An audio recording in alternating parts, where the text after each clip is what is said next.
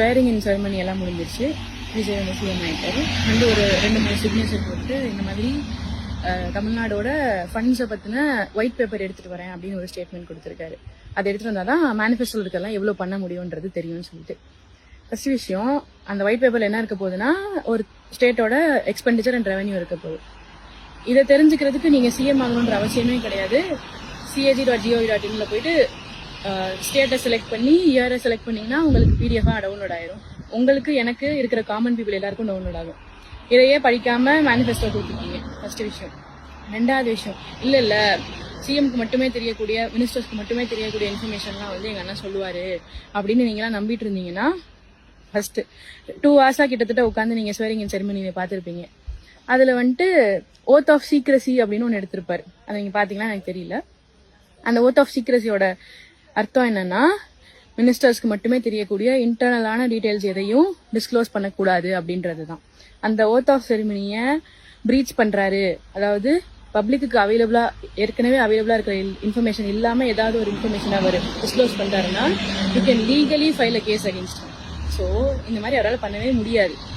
மேனிஃபெஸ்டோல இருக்கிறத பண்ண முடியுமா முடியாதா அப்படின்றது தெரியறதுக்கான பட்ஜெட் ஆல்ரெடி உங்ககிட்ட கையில இருக்கு. அது தெரியாம நீங்க அன்ரியலிஸ்டிக்கான மேனிஃபெஸ்டோ கொடுத்துருக்கீங்க. இதை கொஸ்டின் பண்ண த சோ கால்ட் இன்டெலெக்சுவல்ஸ் நவ் அவங்களெல்லாம் உட்காந்து கலாய்ச்சிங்க. அதெல்லாம் எங்க அண்ணன் பார்த்துப்பாரு அப்படின்னு சொல்லிட்டு. இப்போ அதை பண்ண வேண்டியது உங்க பொறுப்பு. உங்க அண்ணன் பாத்துக்கிறாரா இல்லையான்னு கண்டுபிடிச்சிட்டு வந்து சொல்லுங்க. ஸ்வேரிங் இன் செரமனி எல்லாம் முடிஞ்சிருச்சு.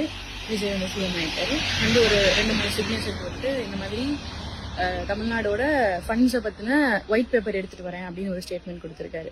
அதை எடுத்துகிட்டு வந்தால் தான் மேனிஃபெஸ்டோவில் இருக்கலாம் எவ்வளோ பண்ண முடியுன்றது தெரியும்னு சொல்லிட்டு. ஃபர்ஸ்ட் விஷயம், அந்த ஒயிட் பேப்பரில் என்ன இருக்க போகுதுன்னா ஒரு ஸ்டேட்டோட எக்ஸ்பெண்டிச்சர் அண்ட் ரெவன்யூ இருக்க போகுது. இதை தெரிஞ்சுக்கிறதுக்கு நீங்கள் சிஎம் ஆகணுன்ற அவசியமே கிடையாது.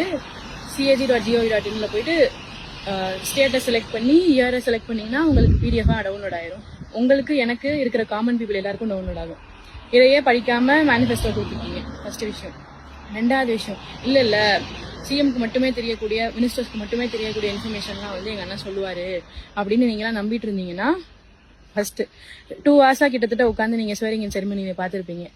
அதில் வந்துட்டு ஓத் ஆஃப் சீக்ரஸி அப்படின்னு ஒன்று எடுத்திருப்பாரு. அதை நீங்கள் பார்த்தீங்கன்னா எனக்கு தெரியல.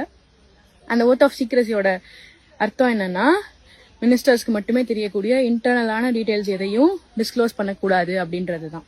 அந்த ஓத் ஆஃப் செரிமனியை பிரீச் பண்றாரு, அதாவது பப்ளிக்கு அவைலபிளா ஏற்கனவே அவைலபிளா இருக்கிற இன்ஃபர்மேஷன் இல்லாம ஏதாவது ஒரு இன்ஃபர்மேஷன் அவர் டிஸ்க்ளோஸ் பண்றாருன்னா you can legally file a case against.